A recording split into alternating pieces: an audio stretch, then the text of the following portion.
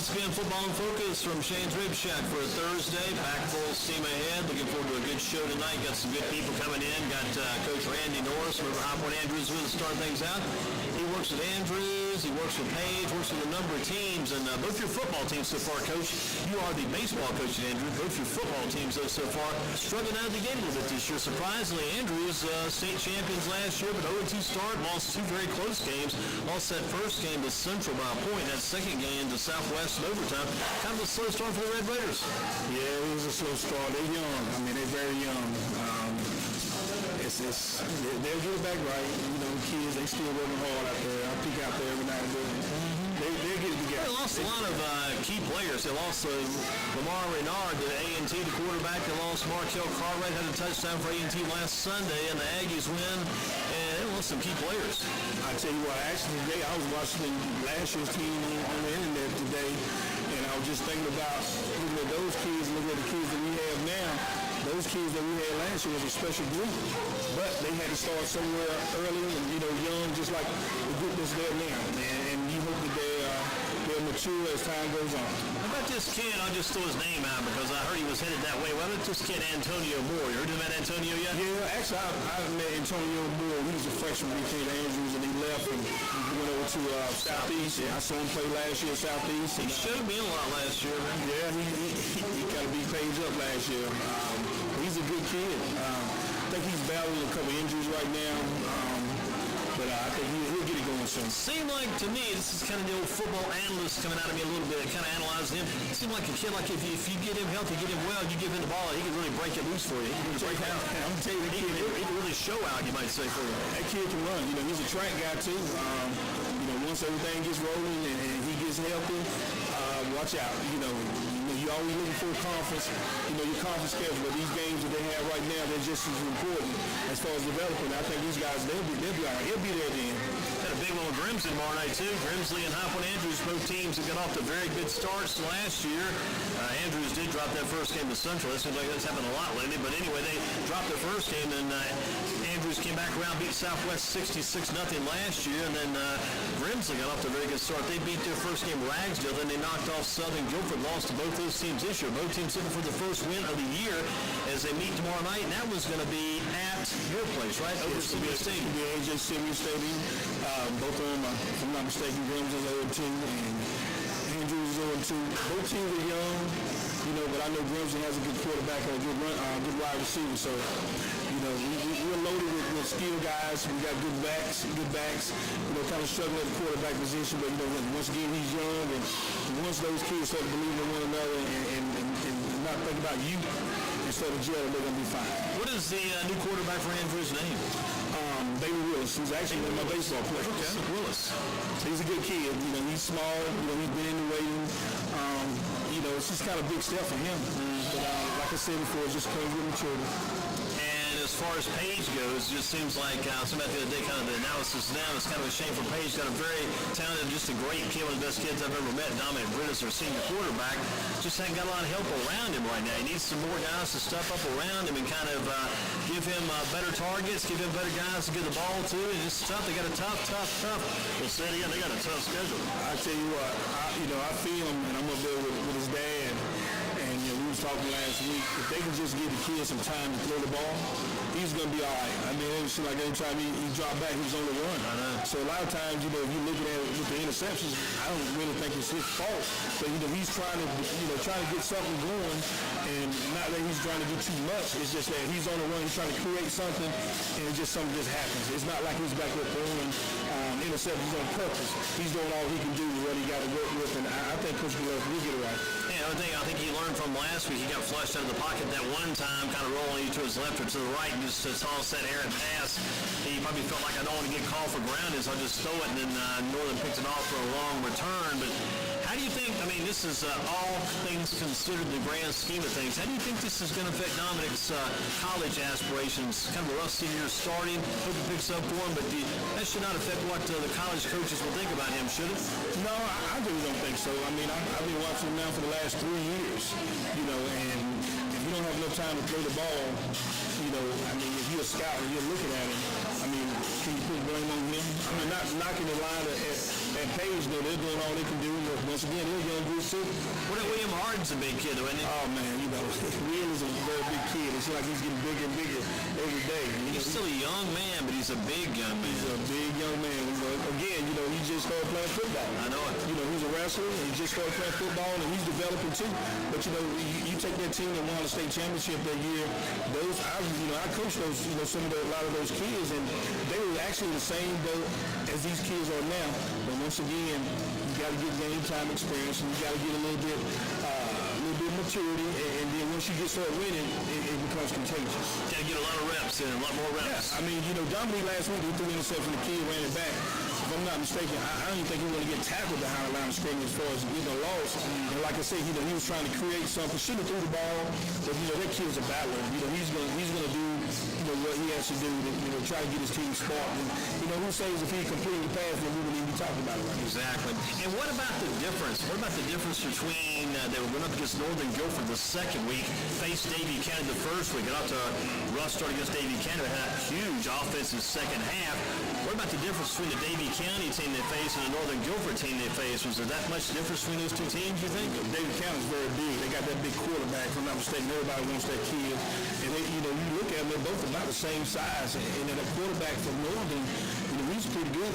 You got the kid, I think, the transfer over from Dudley, the running back, and you got another kid who was a quarterback. I think he's a receiver now. Those kids are talented, and Coach Gillespie doesn't run from anybody. He'll play anybody. Look at the schedule that he has. He has David.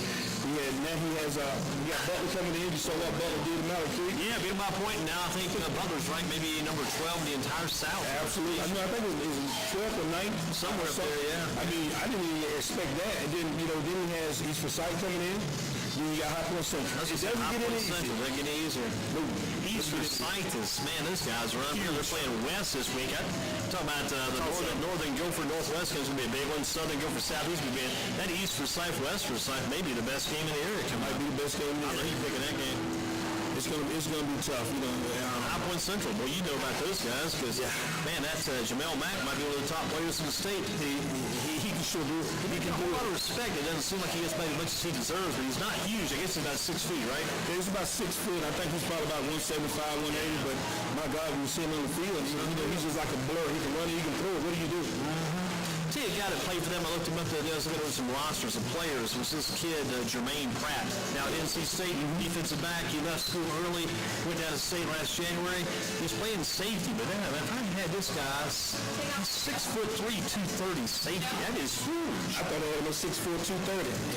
I thought he was 6'3", 230. Yeah. I talked to Coach Jones, and Coach Jones said they're trying to move him to linebacker. I thought the same thing. And he said he doesn't want to play.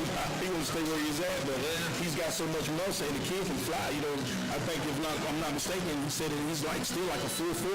Yeah, it's amazing. 6'30". Yeah, it's amazing at his size. I mean, the pros that saw David Amerson, they saw a little bit more of a leaner kid like that, super fast. But this Pratt guy, at 230 pounds, the pro scouts thinking about a guy. Yeah, you're a pro scout. I'm a pro scout. We're thinking about these guys. Let's start looking at these guys. I know they do when they're in their freshman year in college. You got to be looking at that kid already. You have to be. And he's only 19. I think 19 years old. Yeah. And he's, his frame is just like, it's unbelievable. Where does Coach Jones get all those guys? He got a lot of good athletes over at High Point Central. High Point has a lot of great athletes all over.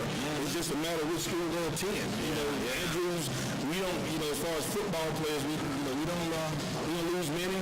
If they don't come to Andrews, they're going to go to Central. I tell you, the team has improved too since we're kind of on this football discussion. Football and Focus, Shane's Rib Shack. Southwest Guilford 2-0 to start the year. They got a chance to go 3-0 to beat Linford. Very good start for Southwest Guilford, and Coach Rainey's got to feel good about that. You know Coach Rainey because he was over Page for a few years. I know Coach Rainey real well. We actually coached baseball together. With my son and his son. Okay. And believe it or not, his son is, if I'm not mistaken, is a JV quarterback. And he's like 6'2", 6'3", only in 9th grade. And I think he's going to be pretty good too. They got to be patient at Southwest. There are definitely some good things going on now, some good things to come in the future. Yes, future looks bright for both teams. Future looks bright for Andrew. The future looks bright for Page. And I don't, like I said, you got to have a youth movement. And I think right now those three teams are hitting that at the wrong time, but actually, 2 years from now, you probably have this conversation. You think about Page when the time comes up when they play Grims. That may be an interesting matchup this year because both teams down just a bit. May make people for a more interesting, even-type game. Well, you remember last year, Page started off, I think it was 0-5, 0-4. Then next thing you know, they got rolling, and it didn't look too good for Grims. Right, They played them last time. So, exactly. the talent level is still there. Me and Pat, like I say, we grew up together. Pat's a good friend of mine. We got McMillan over there as his defensive coordinator. So those guys working together, they're going to hold us in. They're two good guys that working together. They're kids. Like you say, Grimsley, they got just 4 seniors on that team. There's a lot of youth over there. With the Stimson kid at quarterback and the Davis kid a receiver, they're as good as any athletes you got around. But you got to have, like you mentioned earlier, good point you brought up, you got to have guys to be dominant. Brinson's outstanding young quarterback, great young man. He's got to have people to block for him, got to have people to protect him. And your receivers, they got to find some kind of way to get open.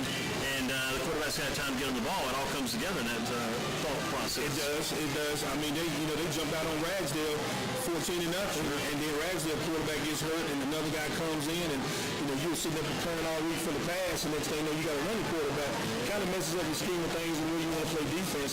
But they got 2 guys that can actually get it done, and if they get going, that gives all the other guys a chance to say, hey, let's go. Yeah, it only takes 1 week. You get that 1 week when things kind of come together, things start working, start clicking. You can really build after that 1 week, but you got to have that 1 week of success to give you a chance to try to improve, get better, and have something to build upon. Got to have something to build upon. You keep out there every week hitting your head against the wall, just going out there every afternoon, sweating your tail off and busting and running and going. If you don't, that's the thing about it. The kids want to see some results, and you got to, all this old saying goes, got to learn how to win. The thing is, Grims was 0-2, Andrews is 0-2. I've been watching the kids around school. I see them every day. Sometimes I sit out there and I peek at them, practicing. I don't know what's going to happen this week, but I think Andrew's going to be a little bit hungry, to get that W. So, Whalers might run into a buzz off Friday night, because I think those kids now got to feel like, it's either we start going now, or the season is not per se gone, but I think they're going to get it going Friday night. What about where will you be Friday night? You should be at Page for the Butler. I'll be doing the Butler game. I was down there last year, and it was rough. We looked up, I think it was 21-0 before we even blinked our eyes, and they got a really good team coming in this year, and we're coming off a bad loss against Northern. So I think the guys, I think Coach G get them prepared and probably give them a good game. These games that Coach G lives for, he gets the kids, going. Well, if you could only go back and just go dig up that old tape and play back the Mallard Creek game and the Butler game a few years ago, and they won a championship. I know those had to be 2 of the best games we've ever seen out here. I'm still amazed how those teams came in and just pushed Page around, and next thing you know, those guys, like, they just hit a switch, and then next thing you know, Page was just dominating. But there again, those kids, when I was there that we coached, they were the same way as freshmen and sophomores, but they played together so long that, hey, they trusted one another, and look what happened as they got to the point where, by the end of our career, so let's go get it. Yeah. Tell you what, you got a guy like James Summers that makes a big difference too. James Summers, let me tell you, he's a rap talent. I love that kid. I had the pleasure of being with him 3 years, and unbelievable talent, unbelievable leadership. And I think, these young teams, Andrews and Grimsley, these guys are young, so they got to have some leaders. Yeah. The Cartwright and Raynard and a couple other kids on Andrews' team, the linebacker that we had last year, those guys. Even a team like Grimsley, he stayed hurt a lot, but when he was playing, Jake Simpson was a good leader. He was healthy. He was still around the team. He was a good leader. Somebody had to step up and grab these young guys and say, we got to go. And I think, they're still trying to find their identity, but yet, when you got a senior laden team and guys know what to do, the young guys, they don't have to look far. They already know what's going on. So now they're put in that role where now somebody got to step forward and say, let's, get in their face and say, let's go. Who was that running back? His name escapes me sometimes. I know James. I saw a kid from Rogers last Friday night. Yeah, was it Rogers running back? Yeah. Was with the number 28? Yeah. He was 28. All day. He called him all day. Yeah. What was his first name? Rogers. That's right. He's right on the tongue. Yeah, I think of it. connection. But he and James were like inseparable there for a few years. Oh yeah, those two kids. I think they played together at Lewis Center together. You're right. They were inseparable. They were like two peas in the pot. I saw a kid last Friday night from Page, over at Northern. We were going to do the game broadcast, get a few things set up. Ran into a kid over there. Yeah, he was wearing number 18. I said, "How about that number 18?" Huh? He said, "Yeah." Think about James, and then I saw him in the paper the next day. We kind of ran into a little coverage pattern there, but he got his name out there, he got his number out there, number 18. The boy James Summers is still doing it down in Mississippi, still hanging in. He's already played one game and put up some pretty decent numbers. He's actually, I guess, now a sophomore in community/junior college. After playing the year of prep, Monica Harder, but James is still hanging on. Yeah, I read his stats and stuff the other day. They lost, but he had a really good game. Once again, he's developing. I hope he gets a chance to go Division I. Well, I've been here. He went long enough to get that chance. Yeah, I think he's going to get that chance. I mean, for a guy like that, I think he's going to get it done. He was a heck of a talent, too. Very good, a lot of things. Oh, man, he was a basketball player, too. Yeah, he was. He dunked like crazy, strong. I guess he played baseball. Could have, could have. Probably sure he could have. It's kind of interesting, too, seeing all the guys who are kind of surrounding James back in that day. Guys like Emerson now has been on the pros, and Ken Alley played against those guys. He played against T.J. Logan and those guys, and a lot of these sort of guys he played against now moved on, and James kind of hanging in at that community college level. You just hope he gets a chance to go to the Division I rank somewhere. Somebody gives him a chance, gets all that academic stuff together, makes that move, and pulls it off. Well, even though those guys have moved on, but the respect factor is still there. They know this kid can play. So, whenever they're around each other, it doesn't make a difference who went further than the other. It's just still the fact that that guy can play. And, some people get breaks. Some people get a tough way of, you have to chart their own path. That's it. But he's still going to be in the same conversations as those guys, whether he never plays a down professional football or Division I football, he's still going to be in the same thing as those. I'll always have in the back of my mind somewhere, in the back of my stomach somewhere, too. If he doesn't get that chance, it's going to be like lost horizons, opportunities lost. I just hope he gets the chance, because you hate to see something like that, somebody like that with something like that never happened for him, Just like it has to happen someday. Well, the path that he's taking right now, if he doesn't get a chance to play, he still has options. You got arena football. Oh, yeah. You got senior pro football. And if he gels and, get things right, you never know. There's a lot of guys that do well in college that, didn't go the next 2 years or 3 years and wind up dropping out for whatever reason, get the opportunity to play. Right. So I don't want him to be one of those kids, but I think he's going to get a shot. Again, working at Shane's Rib Shack Football and Focus for Thursday night. Coach Randy Norris with us from High Point Andrews. He does all the film work for Page. He coaches baseball at Andrews, does Andrews football. Page football knows the area pretty well, too. And among the guys about this morning, just a little thinking this morning, I guess, or looking or reading whatever I was doing. Guys that have been here before on the show, a guy like Eric Ebron sat where I think I used to sit here, he sat here, whatever. But Eric's been here. He'll be on the field for the Detroit Lions on Sunday. So he'll be there. Then you got a kid like Elijah Jordan down to Smith, just picked it up today. He just murdered 2 people back on Monday. It's just crazy how you see all these kids come through the years, and man, Elijah Jordan's sitting right here. Now he's locked up in jail with 2 murders on his hands and possibly 2 more. And then Eric over there, who's going to be debuting in the National Football League on Sunday. I tell you what, when I read that today on your sports blog, I was like, wow, he had been in trouble before, and you just start to thinking, when I was at Page, that kid torched us. He ran all over us and threw us to be so small, and I just knew, I'm like, this kid here, I knew he was going somewhere, but then to sit and read what I read with the previous charge that he had, and then he was out, and then it's almost like, now he's done this, his life is probably over with now. He'd be sitting in jail, talking about Eric Ebron, he played with him, but that's just memories. But the kid has made some bad mistakes. Crazy stuff. They got to understand something. When you get out here in society, you have to walk the right path. I don't know what he got caught up in. Or gangs. It's not like gang problems. Yeah. Because the other kid that was with him too back in the day, Smith, Jeff Sims, the quarterback. He and Elijah Jordan got put in jail last year for a drive-by shooting down on Bluford Street near A&T, and then they were, I guess they got out at some point, then he got arrested on the drug charge, and I think part of that was dismissed, so I kept saying somebody today, I said, I just wish he would have still been in jail instead of been there. It probably would have been the best thing for him, wrong place, wrong time, but still, when you get to there, I don't think people even value life anymore. Even though it's not like a tape recorder where you can push replay and let's start all over. You know, once you're gone, you're gone. Yeah. And for these guys to be out here committing, you know, these crazy crimes and just think, oh, you know, it's all right. You don't think anything gonna happen or there are repercussions. You know, your life is basically over. You know, I'm just glad my son, you know, is doing quite well. But you're glad you just put your hand up on his shoulder and say, good to have you in there. Yes, here. Let's stick together in this deal. We gotta kind of stick together and fight this thing through. Yes. Because you look at that Elijah Jordan situation. It is just extremely rough, extremely bad. You know, 2 murders in his hands, or it could be 4. I guess one. Obviously, 1 is bad enough. You got 4 murders on your hands. You're never going to see the outside of the jail again, I would think. No, I mean it's sad.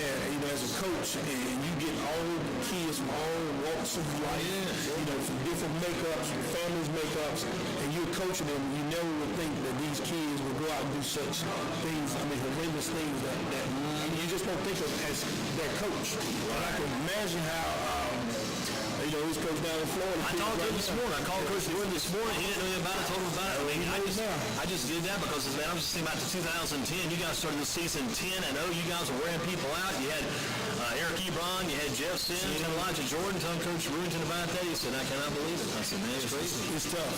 You know, one thing I am thankful for the kids that I've coached, whether, you know, at Page and now I'm at Andrews, you know, head baseball coach, you know, those kids they call me, they come by, and I just love it there because the kids that I've had, not knocking anybody else's kids, I just think, you know, we got the greatest kids. I mean, it doesn't matter what people say about High Point Andrews, we got some great kids. Justin Lee called me yesterday from Livingstone, and I looked at my phone, and I was like, wow.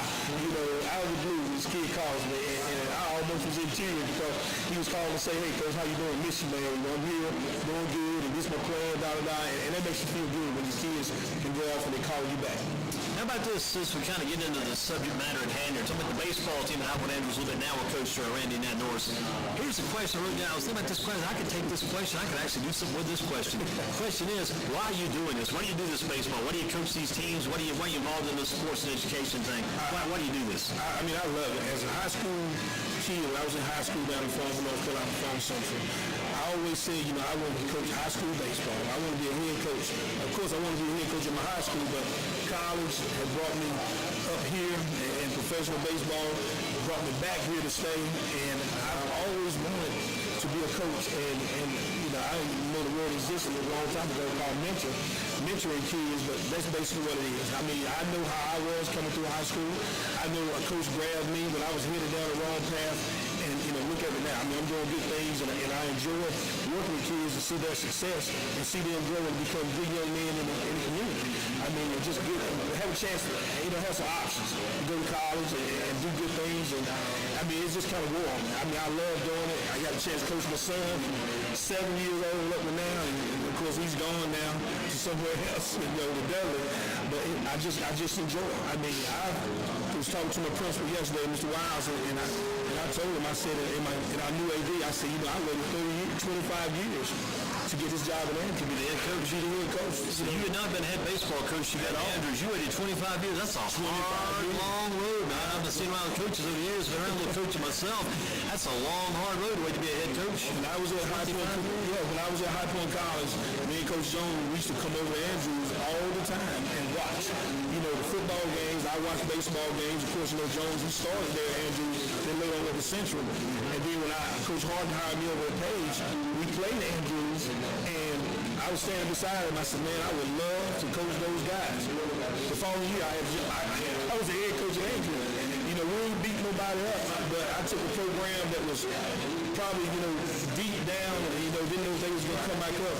And we got some stability. You used to work to make it into a baseball program. That's amazing. I mean, we got some stability. We're not, you know, we're not like we used to be. And we got some guys that, you know, can play. But most of all, the way the program where it was, where it is now, is a whole lot better shape in the world.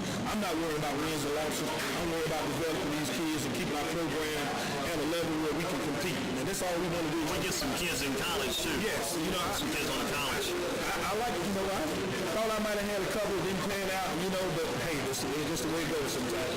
How about this new athletic director over there, Art Wade? What about Mr. Wade? Mr. Wade, you know, he's a good guy. He came in, has come in with some great intentions. I think it's somebody that we needed. He's stern. He's going to be fair. I said it in the interview process, and got done, I was like, wow, and I don't think he's not going anywhere. He's in it for the long haul. He's an intelligent young man. I always thought that about him. Yeah.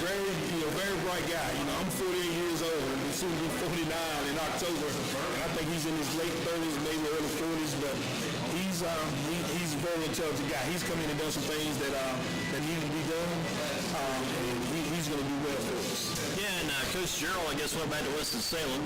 Yeah, he went back to Parkland. I think he started there.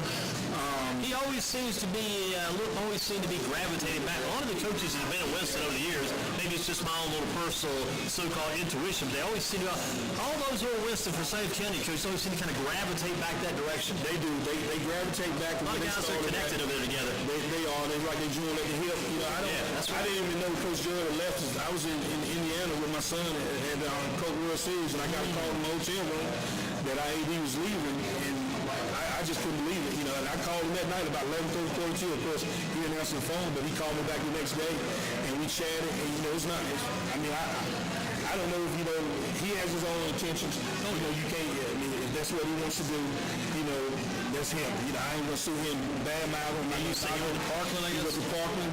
Coach Martin Samick over there. Yes, back there. It's gotten a little tough at Parkland football-wise lately. It's been a tough road over there lately in football. I don't know Coach Bell personally, but I've met him. When they let him go, it seemed like the football program just left.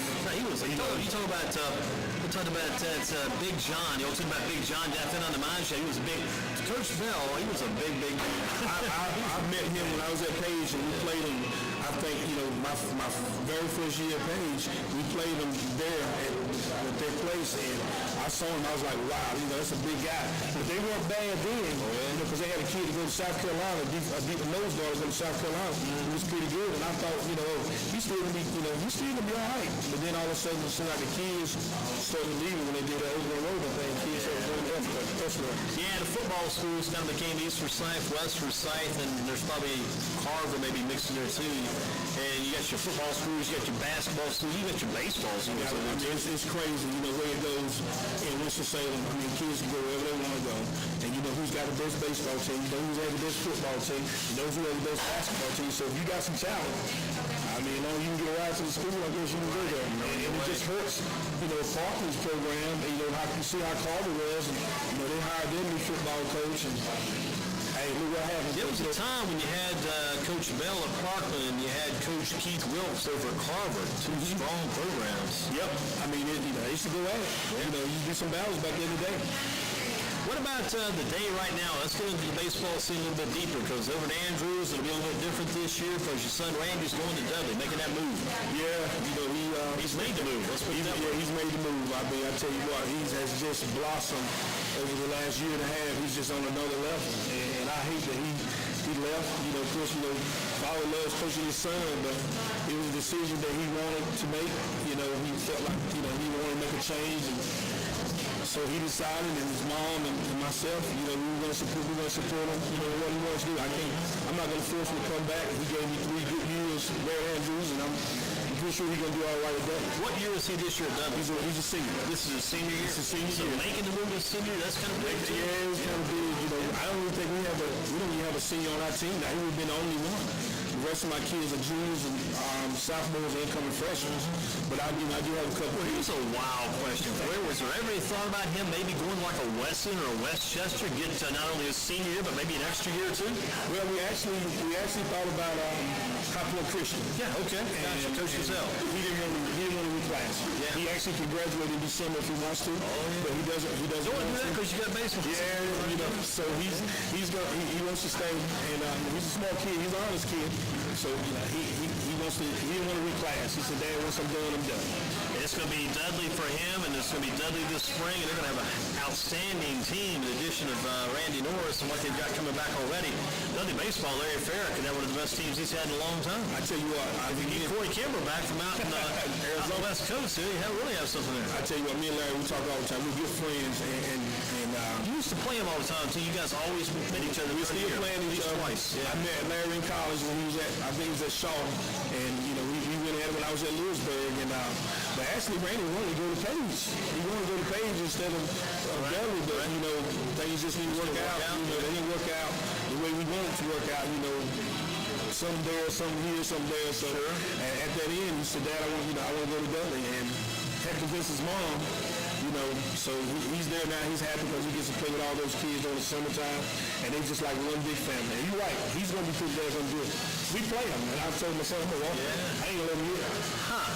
Interesting. You got to let him hit at least once. I'm not going to let him hit. I'm going to walk him every single time. Wow. You see where he is now, I don't think anybody want to pitch to him. He can swing now. We used to say the same thing about DJ Reader when he used to play. We were always shocked that people would actually pitch to DJ when he'd hit the ball out against him and they'd throw to him again. Oh, my God. We played Grimsley at Grasshopper Stadium, and we struck him out the first time, and we struck him out high and away. And Hard looked at me, he said, that's his weak point. He came back up, I think in the third inning, we threw one high and away, and I think it left the daggone yard in about 1 second. Yeah. Because when he hit it, it was gone. It was out left field here. Oh, my God, he crushed it. So he was a talent. Yeah, you look at Dudley this coming baseball season. You got Randy at shortstop. You got Elijah Harris at third. You got both Williamsons on that team. You got who else you got coming back? They got Chadley coming back. They got the Pruitt brothers, Kaylin and Jalen. Of course, they got a bunch of kids on the football team that are pretty good. Right now, from what I'm understanding is Larry has everything that he needs from 1 to 9. And he has pitching. And some of the kids that I've seen this summer that are in this program, of course, the older kids, they couldn't play because of their age.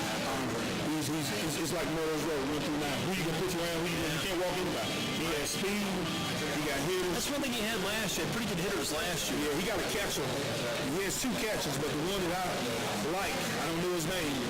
He can hit. He just got to work on his defensive skills. Yeah. He's pretty daggone good. I know that one kid caught for him some last year, but I think he moved on was Tom Majak. Majak was back there some. Yeah. I know Tom's graduate because he was a linebacker, football player too. But yeah, I think they're going to be pretty deep this year. I tell you what, if I'm Southern Alabama, Southeast, I feel for Paynes. Yeah. You probably want to start early because those guys are going out there right now. I mean, they're going to be pretty good. I wish I had Larry Ferrell's problem. I wish I had his problem. And he has a good one. See one thing, that kid over at Page, the kid I think a lot of is very respected this kid is that Stanford Shell kid. The Shell kid I'm talking about, I think he's student body president, he's an infielder, does some third base, does some catching. Tall kid. Medium height, he plays football, but he doesn't play a lot. I don't think he's a linebacker, maybe a football. Very intelligent kid. He got him and that Makovic kid. I remember these kids from last year for Page. Coach Hart had some young guys. He got them when they were freshmen, and I mean, he's pretty much solid. The only thing he loses is pitching, but he has an outfielder, a left-hander that's probably just as good as the one that he just had to leave, Nails. Yeah. So he's going to be pretty daggone good next year, too. If Randy would have went there, oh my God, we'd be having the same conversation about Page, just like we are about Duck. But he's not going to be bad either. How big is Randy now? How tall is he? He's almost 6'3", 205. He's like 6'2 and a half. Large baseball player. Yeah. That's something a college scout also be looking at. That's a tall shortstop and a strong big shortstop. He's, as they say, he ripped. Yeah. He's pretty cut up. Everybody like, you understand now, he's just an all-working kid. How much has he played since going back to being the last high school baseball season? Because baseball season for some is just starting to wind down right now. It's just barely starting to wind down for a lot of people. How much has he played? Where all has he played since going back to last high school? Played for you last high school season? He played mid. What happened after that? He played for, he worked out or tried out for the High Times. He got cut. Didn't make that team, so the very next day he started playing with the Aggies in cold ball. Right. He played them all summer. Of course they won it. He went to Indiana, the World Series. Now he's playing the Current Bulldogs with a bunch of a lot of great players that are here in college and get some looks professional. And they started playing Saturday. So he hasn't really stopped. We've been going out since January. How was that trip to Lafayette, Indiana, that Cold World Series? It was good. I mean, we was missing a couple of players because we was playing football. Yeah. If they would have played, it would have been a different ball.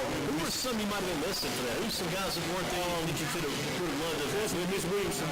Yeah. Center fielder. Oh, yeah. Chase. Yeah. Camden, rather. Camden's a stock. Yeah. Right? Yeah. And we missed some of the kids, a couple of pitchers that pitched for the High Times. They were supposed, but they went as far as they did. I think if we would have had those two guys and we had Williamson, it would have been special. How about that Pike kid, Josh Pike? Was he there? Pike was there, wasn't he? What position? He pitches a lot. Pike. He might have pitched the second game for you guys. tall, lanky kid. Kind of young Northern Guilford. Yes, he was there. Oh, yeah, he's a pro. He can get it up there. He can get it up there pretty good. He does pretty well. Yes, he does. Yes, he does. What about Coach Reed Holmes coaching that team? I mean, you look at Coach Holmes, pretty smooth, pretty good temperament about his coaching style. Yeah, he's, we're two totally different coaches. He has a different coaching style than I have, but, we all, at the end of the day, we're baseball coaches. He did the best he could with what he had. I mean, you can want certain players. You guys won that first game, right? They won the first game against always the key, against Mexico. Yeah. And then they lost the second game against California. I don't know what happened. I think they overslept or slept too much. Yeah. And then the third game against Michigan, which I think if you see it on TV, is just a mess. They should have won that game hands down, but that's maybe. One thing about you both have in common, you and Coach Holmes, going back to that game, you played the championship here for the region on that Sunday afternoon. One thing you had in common, everybody had in common that Sunday, sweat. That was a hot Sunday afternoon. It was very hot. You got started about 11:30 morning, but that was a hot day. It was a very hot day. But usually, when I was playing with the White Sox down in spring training, that's how it was in Sarasota, Florida. It was like 95, 98 degrees at 11 o'clock in the morning, and you're out there working out, and it was a bad. Those kids, they did really well. I think you got to be proud of the job they did this year. So after the Colt baseball was over, Randy went where next? Where's he at now? With Bulldogs. Yeah. They started playing. They got a game Saturday. They got a game like every Saturday. Who's coaching that team? One of the Iams? I think it's a scout from the Kansas City Royals. If I'm not mistaken, Dale is his first name. Not Dale Iams, is it? Dale Iams. The old man. He's still there. He's still there. Yeah, you're right about the Royal Scout. I'll tell you one thing. I used to get I've always been a lot of high school baseball games come from the website. So always like, I see Dale Iams every game I be at. Yeah, he's actually, when he saw Randy, he came up to me and said, Coach, why you tell me you had a son? I was like, I don't talk about it that much. He said, I like it. And next thing you know, he grabs out his camera and start writing and start filming. I'm like, wow. He said, he's pretty doggone good. That makes me feel good. See, one guy you found a while back, you found that Will Myers kid. Myers is over at Weston. You found him. Will Myers, you don't see them guys come through all the time. I was in the Grimsey game when Will played. I've told the story 100 times in the Grimsey game, and he had about 5, 6, 7 scouts, whatever, there watching that game. And Will comes up the first time, hits one out. Comes the second time, hits one out. Hits the third time, hits it out. All the scouts said, we'll see you guys later. They see all they want to see. And if that kid's a rap talent. He just was born to play baseball. Doing quite well now. Yeah, he is. I mean, when you change organizations like that, you still win Rookie of the Year in the American League. That's not too bad. Plus, he got injured. He came back after the injury this year, too. Actually, I talked to, him and Chris Smith.